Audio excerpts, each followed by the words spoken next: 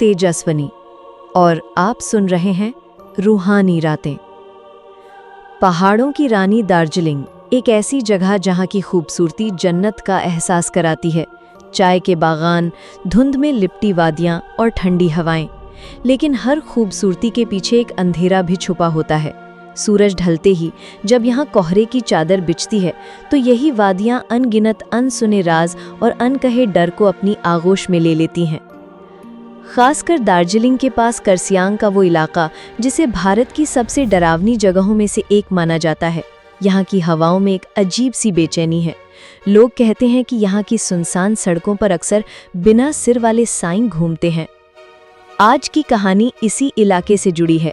ये कहानी है एक नौजवान सूरज की और साल 2016 की उस दिवाली की जिसने उसकी जिंदगी हमेशा के लिए बदल दी। दिवाली का जश्न था। गांव में एक पुरानी परंपरा है। त्योहार के दिन नारियल के ऊंचे ऊंचे पेड़ों के बीच रस्सी का एक बड़ा सा झूला बनाया जाता है। सूरज अपने मामा के घर आया हुआ था और उसने भी इस काम में मदद करने का फैसला किया। वो रस्सी बांधने के लिए एक ऊंचे पेड़ पर चढ़ गया, लेकिन जैसे ही वो रस्सी बांध रहा था तभी अचानक एक पल के लिए उसकी आंखों के आगे घना अंधेरा छा गया और वो सीधा नीचे जमीन पर आ गिरा। चौंकाने वाली बात ये थी कि इतनी ऊंचाई से गिरने के बावजूद उसे कोई गहरी चोट नहीं आई। बस शरीर के अंदर एक अजीब सा दर्द महसूस हो रहा था और उसे ये बिल्कुल याद नहीं था कि वो गिरा कैसे।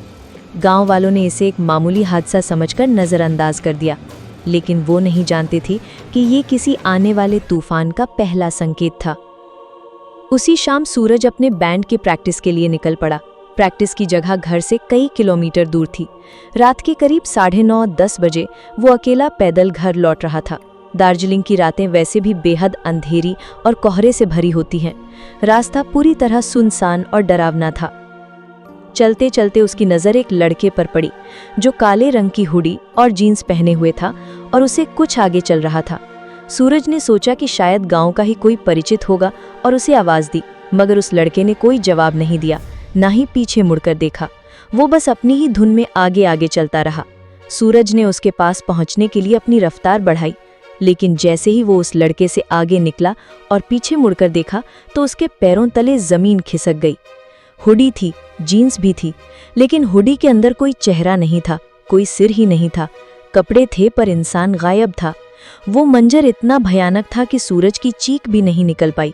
वो वहीं गिरा और बेहोश हो गया।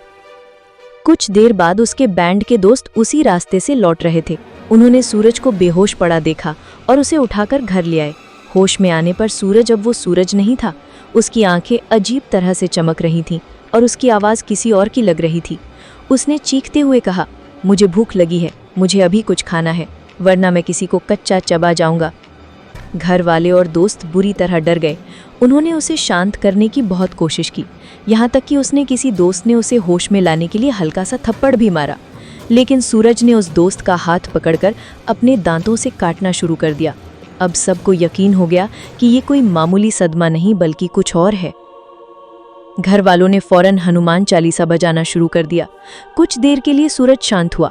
उसने एकदम सामान्य आवाज में पूछा कि उसके साथ क्या हुआ था, लेकिन जैसे ही घर वालों ने उसे सारी बातें बताईं, उसकी गर्दन एक तरफ झुक गई, आंखें पूरी तरह सफ़ेद हो गईं और वो फिर से चीखने लगा, मुझे भूख लगी है, मैं किसी को चबा जाऊंगा।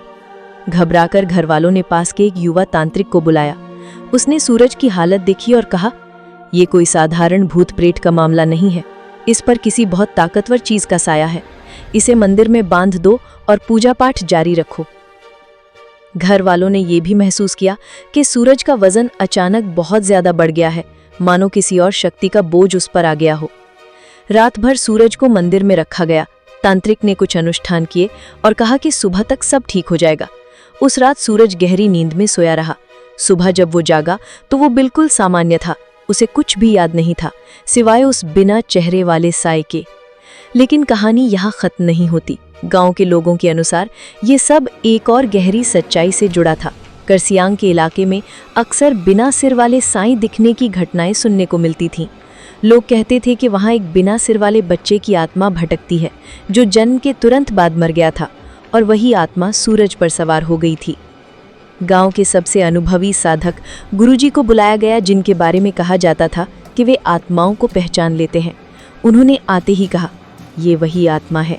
ये सूरज को एक माध्यम बनाकर इस दुनिया में एक दरवाज़ा खोलना चाहती है ताकि और भी बुरी आत्माएं यहाँ आ सकें। ये सुनकर पूरे गांव में दहशत फैल गई। लोगों ने जगह जगह मंत्र लिखे कपड़े बांधे, खौलते तेल के उपाय किए और बार बार शुद्धिकरण अनुष्ठान किया। लेकिन इसके बावजूद रातों में किसी के हंसने की आवाज़ें सुनाई देती थीं और कुछ लोगों ने उन सायों को फिर से देखा। सालों बाद जब सूरज गांव लौटा तो पहली ही रात उसकी आंखें कब्रिस्तान में खुली, मानो वो आत्मा अब भी उसका पीछा कर रही थी। आखिरकार गुरुजी अपने 6 शिष्यों के साथ एक बड़े अनुष्ठान के लिए लौटे। कहते हैं कि उस रात उनके एक शिष्य ने अकेले ही 24 आत्माओं का सामना किया और उन्हें वश में किया। उसके बाद ही सूरज की जिंदगी सामान्य हो पाई। लेकिन गांव वालों का कहना है कि आज भी वहां कभी कभी वो अजीब हंसी सुनाई देती है और वो बिना सिर वाले साईं अब भी लोगों को डराते हैं। तो सवाल ये है, क्या वाकई सूरज का पेड़ से गिरना, उस हुडी पहने साईं को देखना और आत्मा के कब्जे में आना, ये सभी घटनाएं एक दूसरे से जुड़ी थीं? क्या ये वही बिना सिर वाला बच्चा था जिसकी आत्मा आज भी दार्जिलिंग की वादियों में भटकती है?